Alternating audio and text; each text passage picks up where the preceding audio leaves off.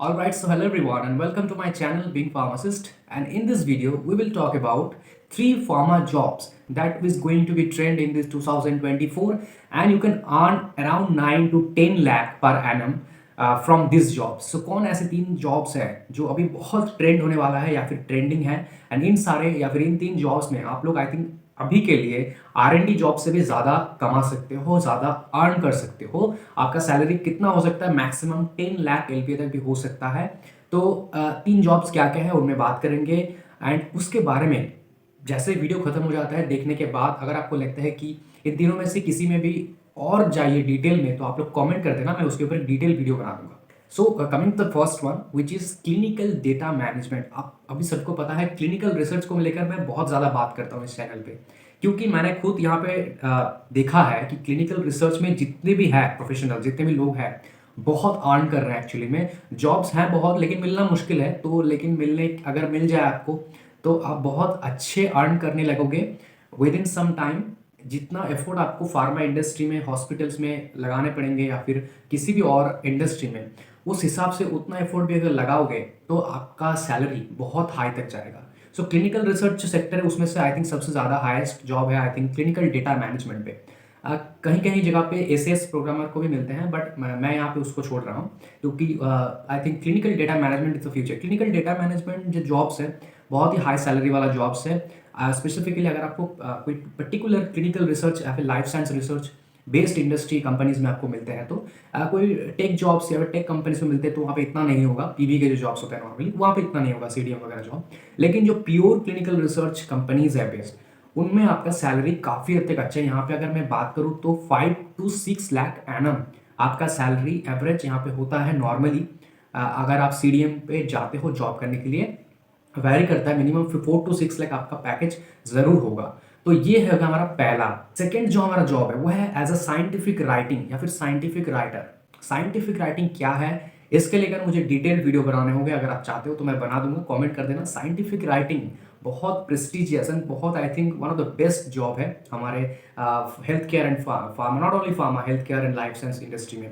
लेकिन ये जॉब मिलना थोड़ा सा मुश्किल है, लेकिन अगर मिलते हैं तो डेफिनेटली अब देखो मिलना मुश्किल है नहीं, मिलना मुश्किल था। अब जैसे जैसे फार्मा इंडस्ट्रीज ग्रो हो रहा है, जैसे जैसे कंपनीज आ रहे हैं और ज़्यादा बहुत सारे कंपनीज आ रहे हैं, जैसे कि टाटा 1mg ले लो, नेटमेट्स ले लो, डिफरेंट टाइप्स के कंपनीज आते हैं। इन सारे कंपनीज के तरफ से काफ़ी काफ़ी टाइम पे डिफरेंट और ऑर्गेनाइजेशंस की तरफ से काफ़ी काफ़ी टाइम पे गवर्नमेंट की तरफ से भी साइंटिफिक राइटर या फिर साइंटिफिक राइटिंग के पोस्ट निकलते हैं, जहाँ पे specifically M Pharm in pharmacology या फिर M Pharm in pharmacy practice, काफ़ी काफ़ी टाइम पे MSc in chemistry, M Pharm in chemistry, medicinal chemistry, pharmacognosy, इन सारे स्टूडेंट्स को या फिर इन सारे कैंडिडेट्स को लिया जाता है इन जॉब्स के लिए। काफ़ी काफ़ी टाइम पे फार्मा MBA को भी, अगर मैनेजमेंट रिलेटेड राइटिंग है तो साइंटिफिक राइटिंग जॉब मिलना थोड़ा सा डिफिकल्ट है, क्योंकि सभी वहाँ पे मांगते हैं ना, एक्सपीरियंस मांगते हैं।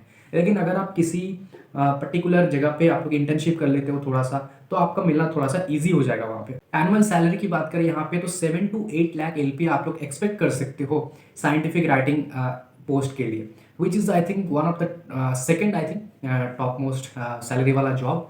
तो थर्ड ऑप्शन पे आते हैं, तो third option is very important and third option आप लोग शायद ही लाइक एक्सपेक्ट किए थे, वो है फार्माकोजेनोमिक्स। अब फार्माकोजेनोमिक्स क्या है? फार्माकोजेनोमिक्स R&D सेक्टर का ही एक पार्ट है, रिसर्च एंड डेवलपमेंट में। यहाँ पे फार्मेसी एंड जेनोमिक्स इन दोनों को मिक्स करके काम होते हैं। एक्चुअली रिसर्च होता है, रिसर्च बेस्ड जॉब है, प्योरली रिसर्च बेस्ड जॉब है फार्माकोजेनोमिक्स सेक्टर। इसके बारे में भी अगर आपको डिटेल चाहिए तो मैं बना दूंगा वीडियो, कमेंट कर देना। तो फार्माकोजेनोमिक्स में जो एवरेज एनम सैलरी होता है वो 9 to 10 लाख LPA जा सकता है। यस ट्रूली इतना जा सकता है आपका सैलरी दिस डिपार्टमेंट में, फार्माकोजेनोमिक्स सेक्टर में। फार्माकोजेनोमिक्स में जॉब मिलना नॉट ईजी टास्क। अब देखो हम लोगों को पता है फार्मा सैलरी का करंट सिचुएशन 2, 3, 1.5 ये तो एनम सैलरी है। तो वहीं पे कोई हम लोगों को 10 LPA देंगे तो वो तो ऐसे ही नहीं दे देंगे हर एक बी फार्म को, हर एक डी फार्म को और एक एम फार्म को। वहाँ पे आपको मेहनत करने पड़ेंगे तभी जाके आपको 10 लाख मिलेंगे। आप देखो दूसरे स्टूडेंट्स का मुझे पता नहीं, दूसरे स्ट्रीम्स का वहाँ पे हो सकता है फ्रेशर्स को मिलता है, लेकिन हमारे फिलहाल फार्मा में इतना नहीं है। स्टार्टिंग में आपको थोड़ा सा एफर्ट्स देना है। आपको स्टार्टिंग में आप लोग एज ए फार्माकोजेनोमिक्स में नहीं जा सकते, बैचलर्स करना होगा, मास्टर्स करना होगा, आपका गेट या फिर जीपैट क्वालिफाई होंगे तो और बेटर होगा वहाँ पे, राइट। फिर आपका थोड़ा सा रिसर्च एक्सपीरियंस, कहीं पे भी थोड़ा सा रिसर्च प्रोजेक्ट पे काम कर लिया किसी भी जेनोमिक्स टाइप का, या फिर जेनोमिक्स रिलेटेड कुछ कोर्स कर लिए, या फिर फार्माकोजेनोमिक्स में ही मास्टर्स कर लिए। तो अगर आपको जाना है तो उसके लिए आपको पर्टिकुलरली एफर्ट देना होगा। अगर मुझे फार्माकोजेनोमिक्स जॉब करने हैं तो मुझे देखना होगा कि फार्माकोजेनोमिक्स के जो जॉब्स आ रहे हैं पोस्ट, उनके लिए क्या एलिजिबिलिटी क्राइटेरियाज है। Not only the like only eligibility, एक होता है ना एलिजिबिलिटी होता है, एक होता है प्रेफरेंशियल कैंडिडेट। तो प्रेफरेंशियल कैंडिडेट्स एलिजिबिलिटी भी देखना है कि क्या मांग रहे हैं एक्चुअली में, वो क्या हमसे एक्सपेक्ट कर रहे हैं। वो सारा कुछ अगर हम करते हैं तभी जाके हम लोगों को वो लेंगे, तभी हम लोगों का मिलने का चांसेस इंक्रीज होंगे, तभी जाके हम लोगों को 9 to 10 LPA मिल सकता है। काफ़ी कभी टाइम पे और भी ज़्यादा, ये तो मैं एवरेज की बात कर रहा हूँ, तो 9, 10, 11 लाख भी जा सकता है। तो ये बहुत ही फ्यूचरिस्टिक एक स्कोप है या फिर फ्यूचरिस्टिक सेक्टर है फार्माकोजेनोमिक्स, क्योंकि मैक्सिमम जो अभी फिलहाल जो वैक्सीन्स को लेकर रिसर्च होते हैं, या फिर जो एंटीबायोटिक्स को लेकर भी काफ़ी कभी, या फिर जो भी वायरल रिसर्च होता है वायरोलॉजी पे, तो उन सारे अभी फोकस कर रहे हैं इस पर्टिकुलर फार्माकोजेनोमिक्स सेक्टर पे, जहाँ पे आपका एक अच्छा स्कोप हो सकता है। ठीक है, thank you so much, that is all about the video. अगर आपको जैसे कि मैंने बताया कुछ डिटेल में चाहिए तो कमेंट कर देना, and like comment share and subscribe the channel for more videos. Thank you so much.